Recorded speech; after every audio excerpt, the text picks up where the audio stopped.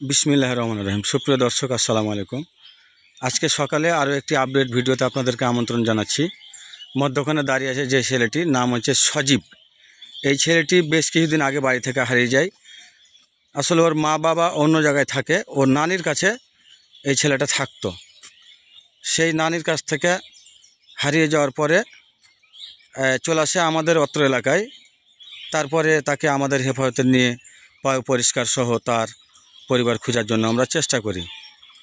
এক পর্যায়ে দিনাজপুর থানা পুলিশের মাধ্যম দিয়া এই ছেলেটার নানির সন্ধান পাই। এদিকে দেখো, কে আসছে তোমার? এটা কে? নানি হয়? যাবা তোমার নানির সাথে যাবা? হ্যাঁ, আবার বের হবে না তো বাড়ি থেকে? বের হবে না? না, আচ্ছা। ওনার নানির সাথে একটু কথা বলি। বোন, আপনি আপনার নাম বলেন তো। আমার নাম মোসাম্মদ রিনা। রিনা, এই আপনার নাতি হয়? হ্যাঁ, আমার নাতি হয়। আপনাদের ঠিকানাটা একটু বলেন। ঠিকানা ফুলবাড়ি বাস স্ট্যান্ড, নিমনগর শেখপুরা। নিমনগর শেখপুরা, হ্যাঁ, গ্রাম। বসবাস করেন ফুলবাড়ি বাস স্ট্যান্ডে? হ্যাঁ, Phulbari bus stand, Dinajpur Phulbari bus stand. আর যে গুচ্ছ গ্রামে থাকেন ওইটার নাম কি? ওইটা হচ্ছে বাসের হাট কাটাপাড়া। বাসের হাট কাটাপাড়া ইউনিয়ন? ইউনিয়ন তো কন্যাই বলে। কন্যাই না? হ্যাঁ।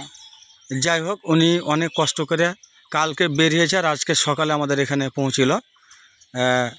আসলে সারা রাত সে কোথায় ছিল, কিভাবে রাখলো আল্লাহ ভালো জানে। চাঁপাইনবাবগঞ্জ দিয়ে আসছে, গাড়ি ঘোড়ার আসলে ঠিক নাই, যার কারণে উনি আসতে অনেকটা লেট হয়েছে। ও হারিয়েছিল কতদিন আগে বোন বলেন তো? কুরবানির আগে। এই গত কুরবানির আগে? সামনে কুরবানির আগে।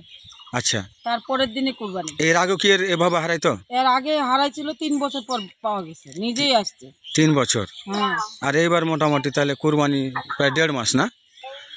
যাই হোক, আলহামদুলিল্লাহ। কেমন লাগছে আপনার ওকে পাওয়ার পরে? অনেক খুশি হয়েছি। খুশি হয়েছেন? হ্যাঁ, অনেক খুশি হয়েছি। আমি তোমার জন্য দোয়া করি যে বাচ্চাটাকে পাওয়া গেছে। জি, আলহামদুলিল্লাহ।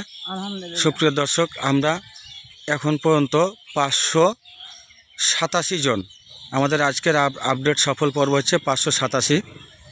আমরা বিভিন্ন জায়গা থেকে এরকম অসহায় মানসিক ভারসাম্যহীন নারী পুরুষ এদেরকে নিয়ে আসার পরে তাদের পয় পরিষ্কার সহ পরিবার খুঁজি। 587 জন মানুষকে আমরা পরিবার পর্যন্ত পৌঁছে দিলাম। সুপ্রিয় দর্শক, আপনারা যে সকল ভাই বোন বন্ধু আমাদের ভিডিও এবং পোস্টগুলি শেয়ার দেন ফেসবুকে বা বিভিন্ন রকম তথ্য দিয়ে সহায়তা করেন, সবার প্রতি আন্তরিক কৃতজ্ঞতা জানাই। আল্লাহ আপনাদের সবাইকে মানবিক মানুষ হিসেবে কবুল করুক। আর সজীবের জন্য দোয়া করি, সজীব যেন বাসায় যায় ও নানির সাথে ভালো থাকে, আল্লাহ যেন ওকে সুস্থ করে। সজীবের নানি অনেক একটা ভালো মানুষ, কথা বলে বুঝতে পারলাম। ও বেচারি নাতির জন্য জীবন হাজির, নাতির জন্য অনেক টাকা পয়সাও খরচা করছে, কিন্তু আসলে সে সুস্থ না হওয়ার কারণে এভাবে মাঝে মাঝে চলে যায়। আল্লাহ পাক আমাদের সবাইকে ভালো রাখুক, সুস্থ রাখুক। দেখা হবে পরবর্তী কোনো একটি ভিডিওতে। আসসালামু আলাইকুম।